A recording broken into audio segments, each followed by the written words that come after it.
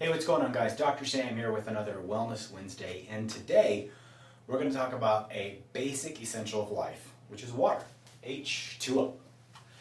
So there's a lot of confusion around water, which seems really crazy because this is just such a basic necessity of life. But let's try and unravel some of this confusion. Let's start with the question, how much water should you drink in a day?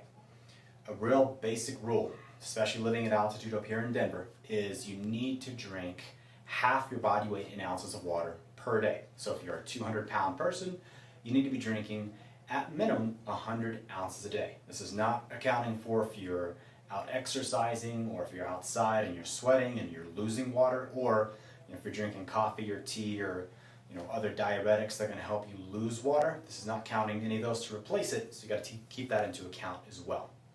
So 100 ounces if you're a 200-pound person, half your body weight in ounces a day.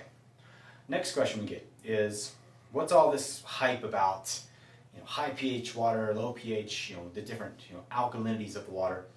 In a nutshell, what you're looking at there is the dissolved power of hydrogen in the water. I don't want to get into the complexities of this, but water should have a pretty neutral pH. Okay, water is the great solvent on the planet, so keep it neutral, right? 7, 7.5, 7.7, that's what you're looking for there. Anything over 8, 8.5 can actually be more damaging to the body because you're going to start to change the actual chemistry inside of your stomach and digestive system, and you don't want to be messing with that.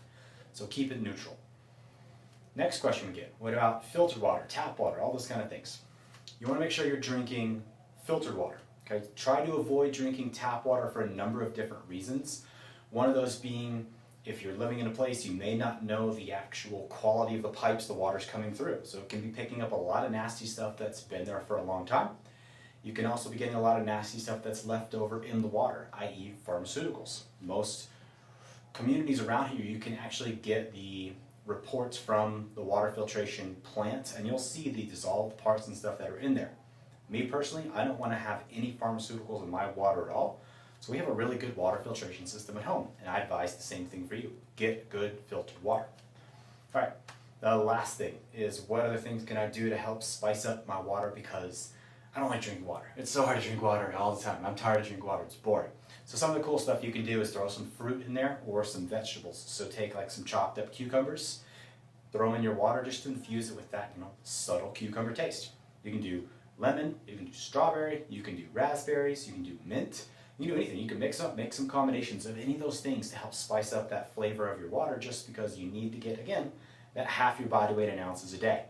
So I want to touch on one last thing, because I thought this was really, really cool, and this is something that stuck with me for a long time. But we all know that our bodies are made of 80% water, and the whole universe that we're in is vibration. Everything is vibration. The words coming out of my mouth are vibration that's being picked up in your ear by little bones that vibrate, that communicate that information to your brain. Everything is vibration.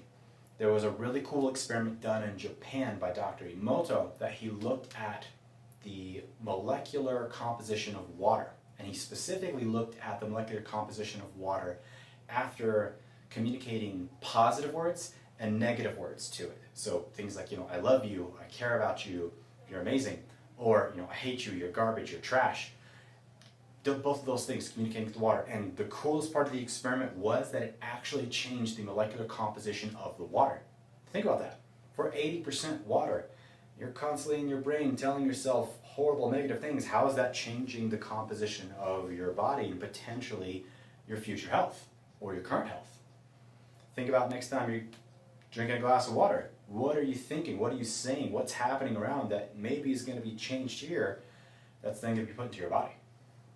Something to think about, just on that far kind of out there woo-woo spectrum, but it's real and it's science. So cheers, bottoms up to your vibrant health.